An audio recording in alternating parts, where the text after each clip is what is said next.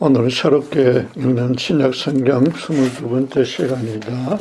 2024년 선구정신으로 드리겠습니다. 본문은 로마서 8장 31절에서 34절 보시겠습니다. 로마서 8장 31절에서 34절 제가 봉독하겠습니다. 그런즉 이 일에 대하여 우리가 무슨 말하리요? 만일 하나님이 우리를 위하시면 누가 우리를 대적하리요? 자기 아들을 아끼지 아니하시고 우리 모든 사람을 위하여 내주신 이가 어찌 그 아들과 함께 모든 것을 우리에게 주시지 아니하겠느냐?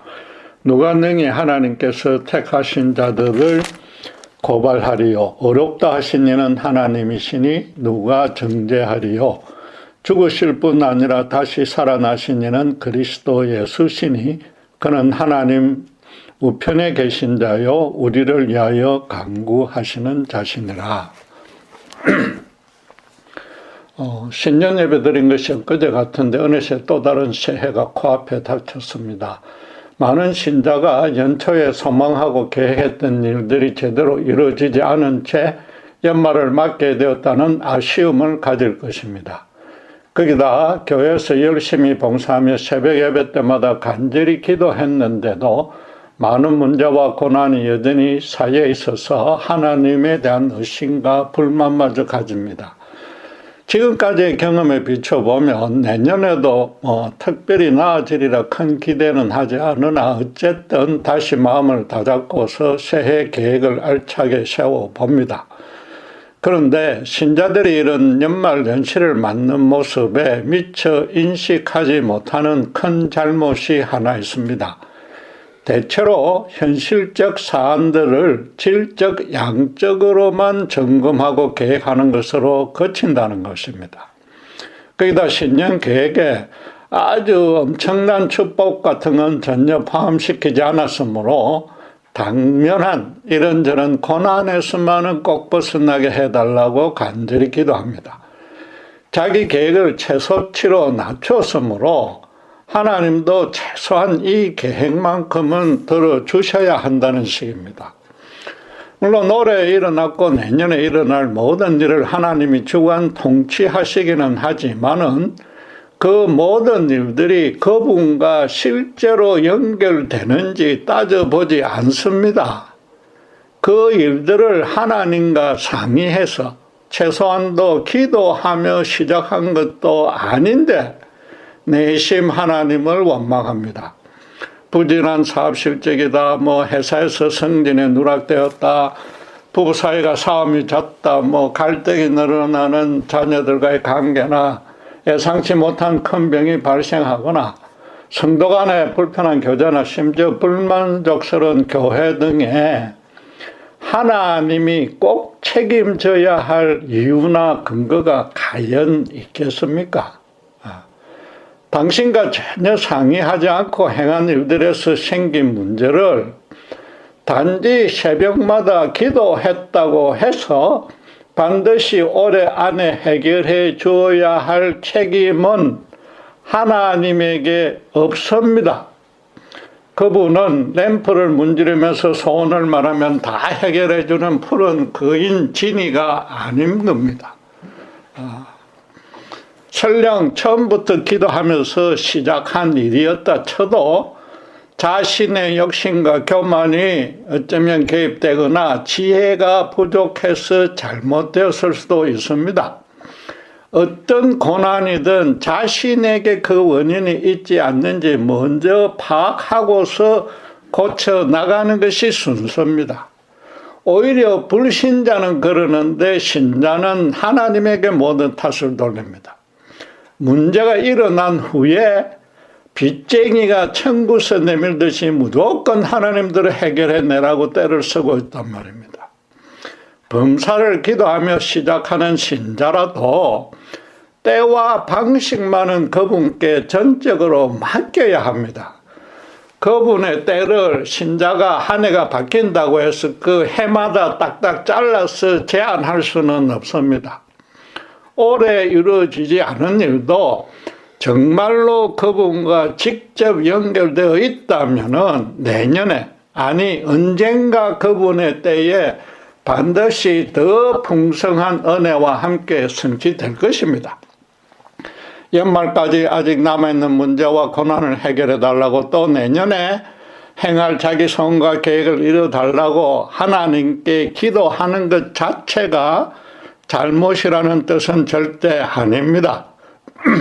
올 한 해를 결산하고 내년을 준비하는 내용이 전부 자신과 자기 주변의 현실적인 문제들 뿐이라면은 불신자와 같은 수준이라는 것입니다.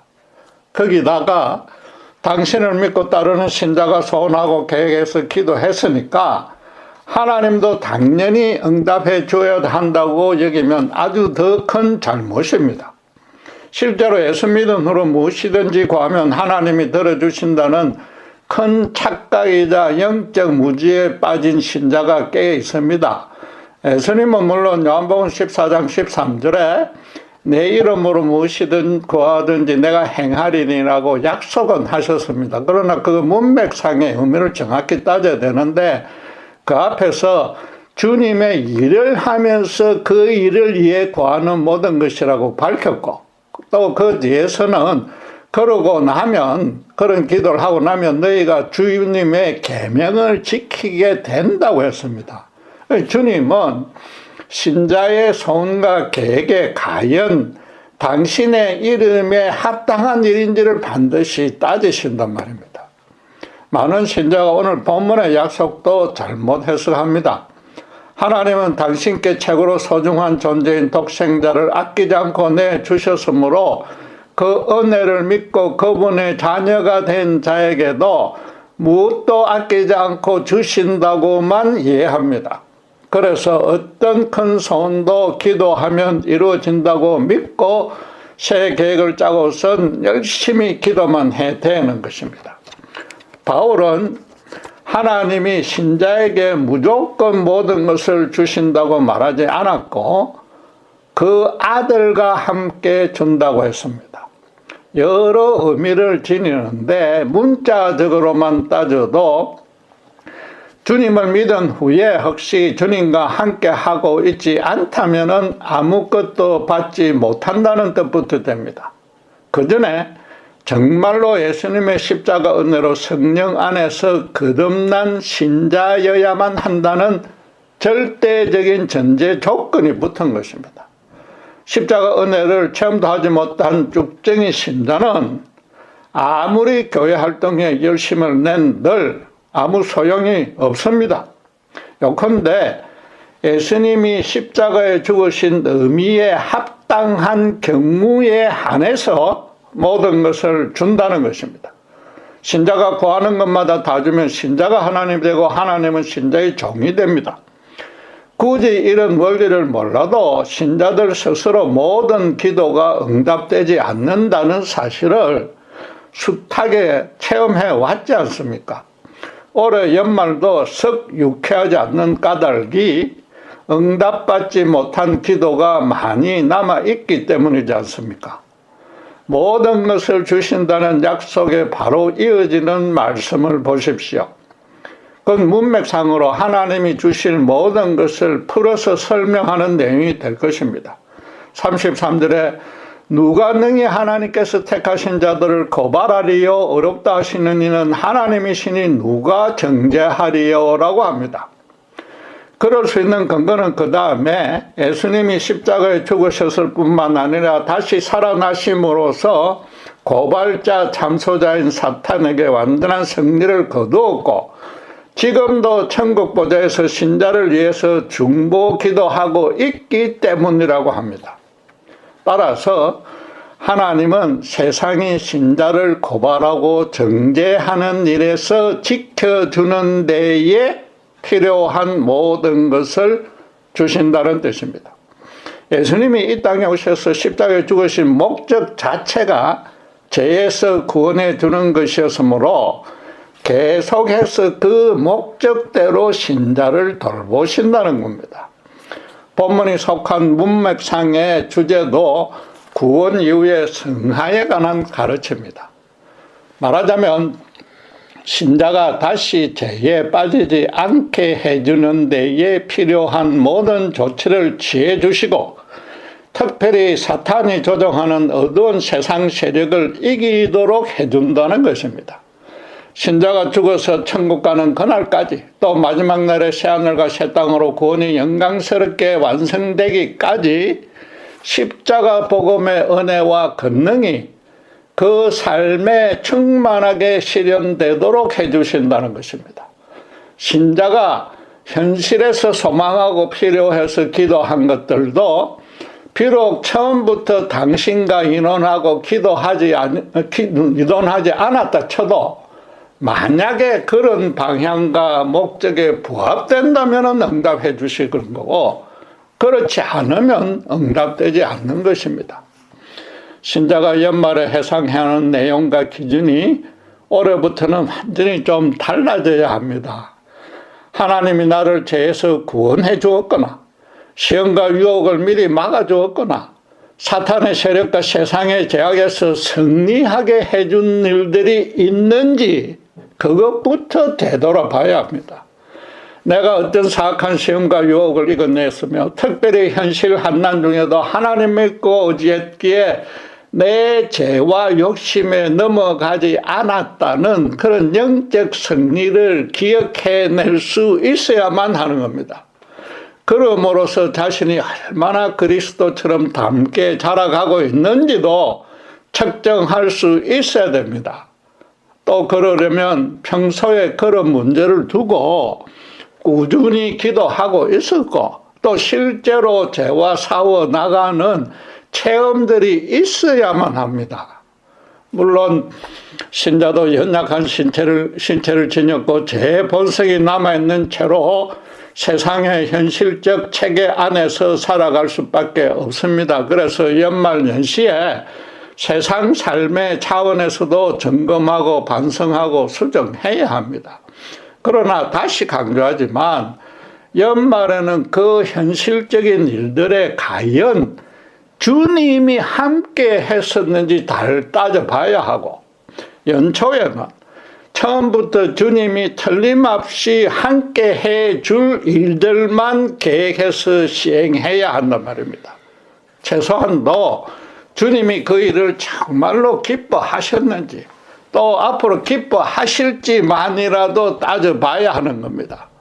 무엇보다도 굳이 올해다 내년이다 해를 구분 짓지 말고, 언제 어디서 무슨 일을 하든 예수님이 이 땅에 오신 목적을 절대 잊지 말아야 됩니다. 주님은 신자의 예부를 둘러싸고 있는 현실적 문제와 고난을 해결해 주려고 이 땅에 오시지 않았습니다.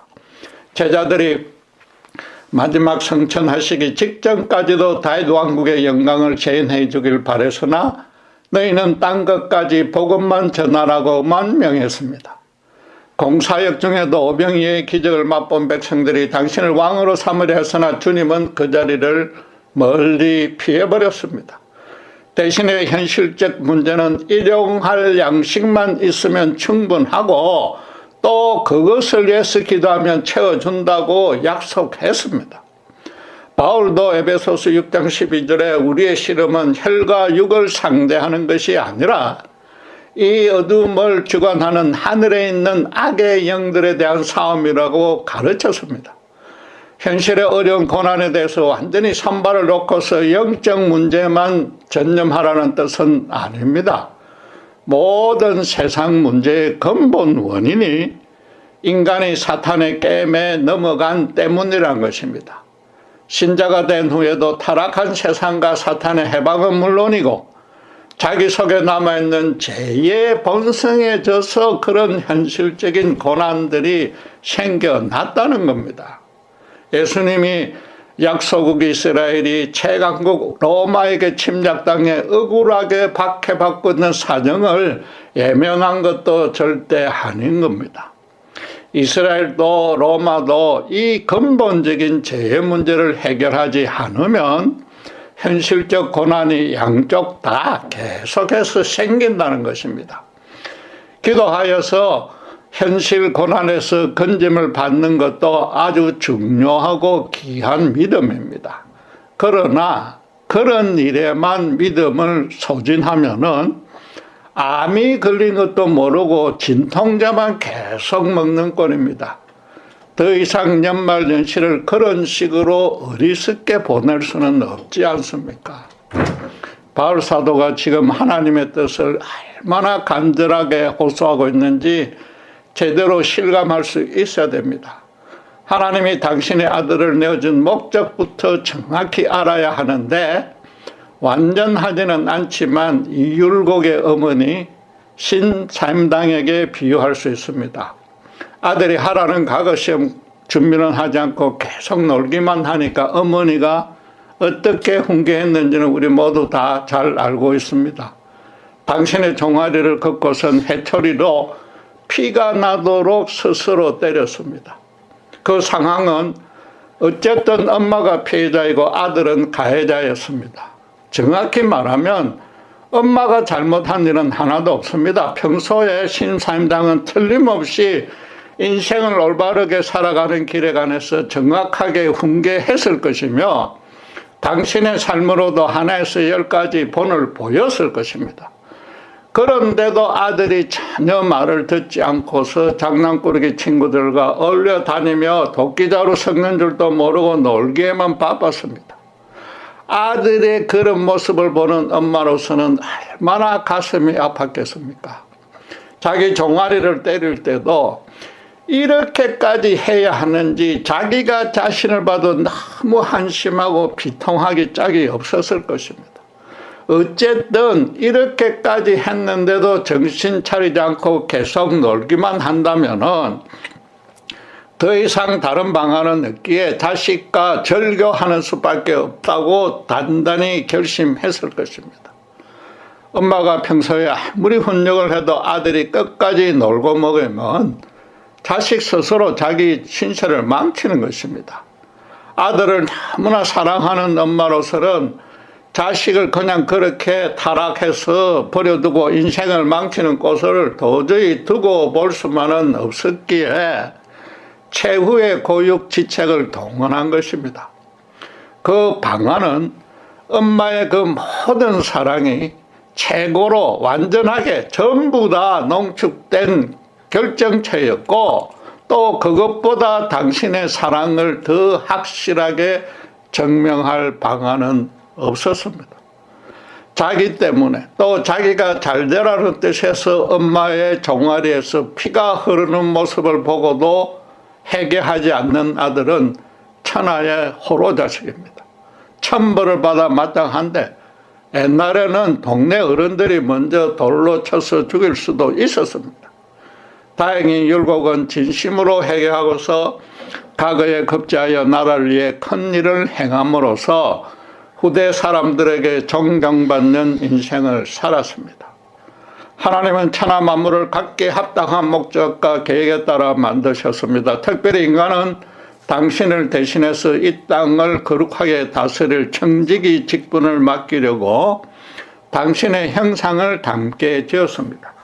인간을 만들고 나서 심히 기뻐했는데 인간과 참 기쁨으로 교제 동행하는 것이 창조의 목적이었던 것입니다.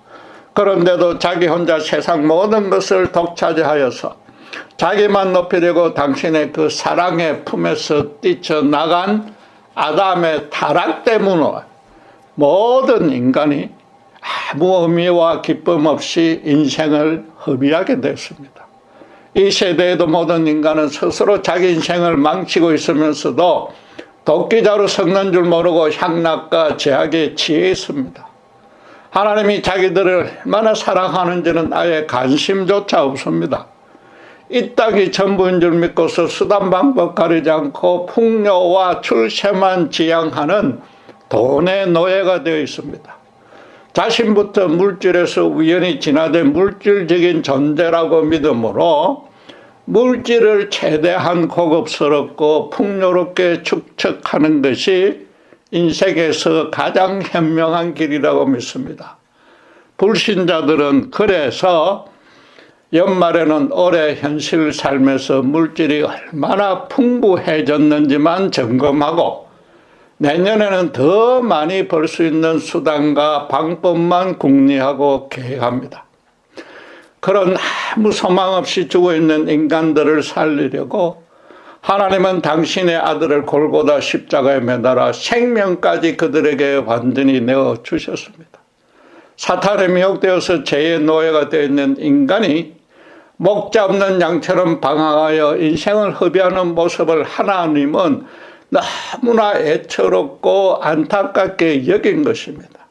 그대로 둘면은 살아서는 아무 소망 없이 항상 갈등 고뇌하다가 절망과 좌절에 빠지고, 죽어서는 끔찍한 고통이 그치지 않는 춥고 어두운 곳에서 사탄의 놀이개가 되어버립니다.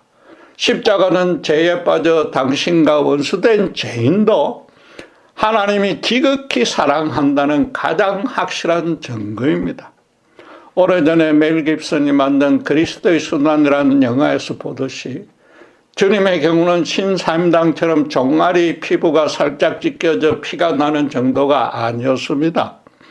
로마 군병들로부터 40에 하나 감한 만큼 채찍을 맞아서 살점이 찢겨 나갔고, 이마에 가시 명령관이 박혀서 온몸에 피가 흘러내렸습니다. 손목과 발목에 굵은 대못이 박혔고, 나중에는 창으로 허리를 찔러서 온몸에 피를 쏟고 물까지 흘러내렸습니다. 인간이 아니라 하나님의 아들이 당신의 생명을 우리를 위해 내어주신 세상에는 도무지없는 사랑이었습니다. 하나님의 사랑이 완전하게 전부 다 농축된 절정이자 완성으로 어폐가 있지만 하나님으로서도 그 이상 당신의 사랑을 표현할 방도는 없었습니다. 오죽하면 아주 철학적이고 논리적인 헬라인들이 그 사랑을 제대로 표현하려고 아가페라는 단어를 새로 만들어내어야만 했습니다. 그런 너무나 엄청난 희생적인 사랑을 보고서도 하나님께 돌아가지 않는 인간은 엄마의 희생을 보고도 공부하지 않는 자식과는 비교도 할 수 없습니다. 부모 말을 듣지 않는 자도 천륜을 어긴다고 해서 동네 사람의 린치를 받을 판인데, 예수님이 생명까지 내어준 것을 보고도 회개하지 않으면 당연히 자신의 영원한 생명이 걸린 형벌을 받게 되는 겁니다. 흔히들 하나님이 인간을 사랑하는데 어찌 지옥을 만들어 심판하느냐고, 심지어 기독교계 내에서도 비판하며 영원한 심판을 부인하려 듭니다. 하나님이 십자가에 죽기까지 그 죄인을 너무나도 끔찍히 사랑하는 것은 맞습니다. 그런데 그런 사랑마저 거역대적하는 자가 어찌 그에 대한 아무 추궁도 받지 않고 온전하길 바랄 수 있단 말입니까? 율곡이 엄마의 자책하는 모습을 보고도 회개하지 않고 계속 놀면서 자기는 잘못이 없다고 뻔뻔하게 대드는 꼴입니다. 모든 인간이 그래서 자기 인생을 그 위에 세워야 할 기초는 두 가지뿐입니다. 최대한 빨리 골고다 십자가 앞에 겸손히 엎드리며 예수님께 자기 전부를 의탁하든지, 아니면 끝까지 사탄의 노예로 살다가 마지막에도 사탄에 있는 곳으로 들어가는 겁니다. 하나님과 물질 둘 중에 하나만 주인으로 모실 수 있으며 절대로 중간 회색지대는 없고, 또 둘 다 주인으로 모실 수도 없습니다. 너무나 안타깝게도 신사임당의 해초리와는 비교도 안 되는 이 예수님의 십자가 사랑을 끝까지 거부하는 자들이 훨씬 더 많습니다. 그런 사람은 평생 동안 하나님의 완전한 사랑을 맛보지 못합니다. 아니, 그런 사랑이 있다고 알지도 못합니다. 그래서 매해 연말마다 주변 사람들과 시기, 질투, 미움하고 다툰 그 지난 삶이 그저 허무하게만 했다고 해상할 수밖에 없는 겁니다. 문제는 불신자가 아니라 오히려 신자입니다. 솔직히 하나님이 예수님을 인해서 전부 다 주신 것에 대한 확신이 없습니다. 그 의미조차 잘 모릅니다. 물론 처음 믿을 때는 그 의미도 깨우쳤고 그 사랑을 확신했으나 그 후에 자기 삶과 인생을 그것에 기초해서 살아가지 않는단 말입니다. 사람들이 신사임당 이야기는 직접 보지 못하고 책에 적혀 있으면서도 완전한 사실로 믿고 감동하고 그래서 자기 삶의 부모 자식 간의 관계에 적용합니다. 그런데 마찬가지로 하나님의 말씀인 성경에 하나님의 그 절대적인 진리로 기록된 예수님의 십자가 희생에는 왜 제대로 삶에서 반응하지 않느냐 말입니까? 신사임당도 율곡이 회개했으나 그 회개했다고 기분이 좋아져서 좋은 옷과 유흥비에 사용하려고 돈을 주지는 않았을 것입니다. 대선에 세상 쾌락에 대한 미련을 꺾고 잡념을 물리치며 과거 준비에만 몰두하라고 틀림없이 작은 음목과 일용할 양식만 되어 주었을 것입니다. 하나님은 신자의 인생을 더더욱 그런 모습으로 이끌 것입니다. 그런데도 왜 불신자들처럼 매해마다 현실 삶에서 물질적인 풍요가 얼마나 늘었는지 줄었는지 그것만 점검하고 또 계획하고 있느냐 말이죠. 하나님이 예수님의 생명과 맞바꿔서 당신의 자녀로 삼아준 자가 신자입니다. 율곡도 열심히 노력하여 급제했는데 어찌 하나님에게 사나 죽으나 십자가에 상응하는 보답을 하지 않습니까? 물론 순교는 특정한 일을 수행하려는 비상한 경우에 무엇보다 그것을 감당할 만한 사람에게만 하나님이 허락합니다. 순교당하는 순간에도 스데반처럼 담대히 이길 힘과 믿음도 주십니다. 우리는 그래서 순교는 몰라도 최소한도 예수님의 삶을 비슷하게나마 흉내는 내야 하지 않겠습니까? 여러분, 신자로서 종교적인 임무를 보하는 것이 절대 아닙니다. 율곡이 공부 열심히 한 것은 그 본인에게 큰 유익이 되었습니다. 인생의 성공과 실패를 나누는 결정적인 계기가 되었습니다. 인간은 오직 하나님이 처음 지으시고 소명을 부여한 대로 이 땅을 아름답게 다스리는 청지기 직분을 회복하고서 충성할 때만 참된 의미와 가치와 기쁨을 누릴 수 있습니다. 예수님도 신사임당에 그랬듯이 제자들에게 십자가에 죽기 전 3년간 정말로 참된 인생의 삶이 어떠해야 되는지 정확하게 가르쳤고 또 실제 삶에서 철저하게 본을 보였습니다. 신자도 주님처럼 살아가느냐 아니냐로 그 인생의 성공과 실패가 확연히 나눠지는 겁니다. 신자가 되어서도 현실 삶에서 물질로 서로 다투고 자존심부터 세우려 들고 자기 욕심과 감정에 앞서면은 반드시 세상 안에서 갈등과 다툼과 미움과 좌절 등이 따라옵니다. 예수님을 따르는 신자라면 그분처럼 어떤 사람도 인간 세상에 적용하는 기준인 외모로 차별하지 않고 끝까지 참아주며 오직 주님의 사랑으로 섬겨야 됩니다. 무엇보다도 실제로 그렇게 살아보면 얼마나 충족한 삶인지 생생히 체험할 수 있습니다. 그런 삶이 너무 좋기에 도무지 다른 방식으로는 살아갈 수 없으니까 세상의 핍박도 기꺼이 인내할 수 있고 순교까지도 감사와 찬양으로 맞이할 수 있는 것입니다. 바울이 하나님이 신자에게 모든 것을 주신다고 가르치면서 결론을 어떻게 내렸습니까? 로마서 8장 38절 39절은 이렇게 말합니다. 내가 확신하노니 사망이나 생명이나 천사들이나 권세자들이나 현재일이나 장래일이나 능력이나 높음이나 깊음이나 다른 어떤 피조물이라도 우리를 우리 주 그리스도 예수 안에 있는 하나님의 사랑에서 끊을 수 없으리라. 신자가 올해를 되돌아볼 때 사람과 흑암의 세력이 나로 하여금 주님의 사랑을 못 받도록 해방했으나 절대 성공할 수 없었다는 그런 고백이 있어야 된단 말입니다. 물론 여전히 연약하여서 그리스도를 닮아가는데 내가 봐도 너무 부끄러운 수준일 수 있습니다.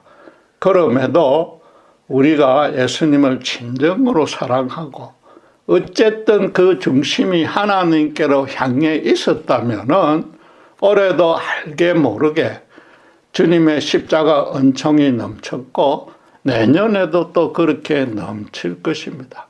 그리고 지금껏 설명드린 대로 연말연시를 보내는 관점이 지금까지와는 달리 혈과 육의 싸움에 집중하지 않는다면은 지금부터라도 그 신묘하고 풍성한 은혜를 발견하고 감사할 수 있습니다.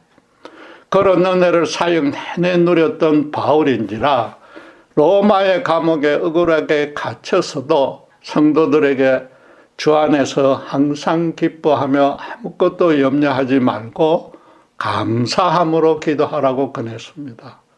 현실적으로 가장 궁핍하고 비천한 처지를 넘어서 처형당할 수도 있는 절망적인 상황이었습니다. 우리로서는 평생에 한 번이라도 겪기는커녕 상상도 못하는 고난입니다. 그런데도 항상 기뻐하면서 기도하라고 합니다. 그러면 하나님은 당신의 평강으로 기도한 신자의 마음과 생각을 지켜주신다고 했습니다.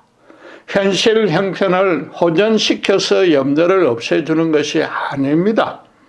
현실 상황은 하나도 변하지 않았는데도 하나님에 대한 온전한 신뢰로 인해서 평강이 임하기에 현실에 대한 염려는 자연히 사라진다는 겁니다. 또 그 후에 빌립보 교인들에게 바울은 어떻게 권면했습니까? 빌립보서 4장 8절에 형제들아 무엇이든지 착하며 무엇이든지 경건하며 무엇이든지 옳으며 무엇이든지 정결하며 무엇이든지 사랑받을 만하며 무엇이든지 칭찬받을 만하며 무슨 덕이 있든지 무슨 기름이 있든지 이것을 생각하라. 이건 예수 그리스도의 십자가 은혜를 말할 것입니다. 하나님이 당신의 아들도 아끼지 않았으니까 주님과 함께 신작의 모든 것을 준다는 내용이 바로 이런 겁니다. 간단히 이렇게 하면서 생각해 보십시오. 올 한 해에 주님과 함께 우리에게 주신 선물 꾸러미 위에 과연 현찰과 부동산과 사업 대박과 건강과 예모와 명예 등이 담겨 있겠습니까? 아니면 진리와 경건과 의로움과 정결함과 사랑 등이 실현된 하나님의 일이겠습니까? 연말에 우리가 어떤 선물을 더 많이 받았는지 점검해 봐야 되는 겁니다. 온갖 불치병을 주님의 기적적인 치유로 나은 사람들이 모여들자 주님은 그들을 물러앉게 한 후에 산상수훈을 시작했는데 그 첫마디가 무엇이었습니까? 심령이 가난한 자는 복이 있나니 천국이 저희 것입니다. 불치병에 나은 그것보다 더 큰 문자적으로는 세상 최고의 복을 주겠는데 그건 천국을 소지한 것이라고 말하는 겁니다. 또 그러기 위해서는 심령이 가난해져야 된다고 합니다. 예수님의 십자가 구원을 소지한 것으로 이미 모든 것이자 최고로 좋은 복을 받았기에 현실의 풍요나 궁핍으로는 더 이상 생각과 감정이 흔들리지 않게 되는 그런 심령입니다. 올해 얼마나 내 심령이 가난해졌는지 되돌아보고 내년에는 더욱 내 심령이 가난해지기를 계획하고 결심해야만 신자의 참된 연말 연시인 겁니다. 마침 일본 텔레비에서 한 온천여관에서 연말 연시를 좀 특이하게 보내는 모습을 보게 되었습니다. 북해도의 깊은 산중에 사방이 숲으로 둘러싸인 온천인데 전기가 일절 들어오지 않았습니다. 인터넷과 스마트폰이 불통이고 텔레비도 없으며 호롱불을 켜놓고 어두컴컴하게 지내면서 나무를 떼서 취사를 하는 그런 여관이었습니다. 그런데도 한번 투숙해본 자들이 SNS로 세계 각지에 알리자 많은 외국인들이 연말연시를 보내러 몰려들었습니다. 현실 삶의 염려를 잠시 잊어버리고 자기 인생 전체를 진지하게 되돌아보려는 뜻이었습니다. 가족끼리 온다는 서로 진솔하게 대화했고 혼자는 자연과 또는 자신과 대화했는데 모두가 1년 중에 최고 좋았던 며칠이라고 만족했습니다. 신자도 최소한 연말연시를 오직 하나님과 1:1 개인적으로 대화를 나누며 보내야 됩니다. 당장의 현실은 잊고서 자기 존재와 나머지 여생 전체를 다시 천천히 예수 십자가 안에서 조망하셔야 됩니다. 죽음도 하나님의 사랑을 끊을 수 없게 된 그런 예수 믿는 신자라는 이 엄청난 신분과 특권을 재확인해야 됩니다. 성경은 지금 예수님이 천국 보좌에서 지금도 신자를 위해서 빌고 있다고 선언하고 있지 않습니까? 아멘. 그래서 올해도 내년도 아니 죽기까지 주님이 맡겨준 청지기 직분을 어떻게 잘 감당할 것인가? 그러기 위해서 어떻게 그리스도를 닮아서 조금이라도 자라갈 것인가? 최소한도 죄와 흑암의 세력에 넘어지지 않기 위해서 어떻게 하나님과의 관계를 이어갈지 정말로 심각하게 고민해 봐야 된단 말입니다.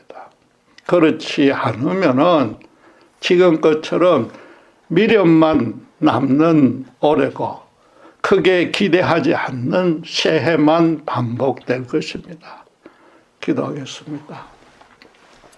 올 한 해 우리 현실의 삶의 풍요와 궁핍보다도 모든 일에서 예수님이 함께 했는지 되돌아보길 원합니다.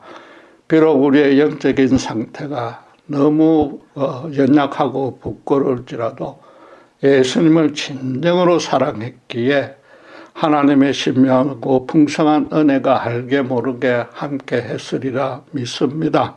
내년에도 우리의 영적인 안목을 더 크게 열어주시고 지혜를 성숙시켜서 어떤 고난이 닥쳐도 염려하지 않고 감사함으로 기도하여서 주님이 주시는 넘치는 기쁨을 누릴 수 있도록 저희들을 축복해 주시옵소서. 감사합니다. 우리 주 예수 그리스도 이름으로 기도드렸습니다.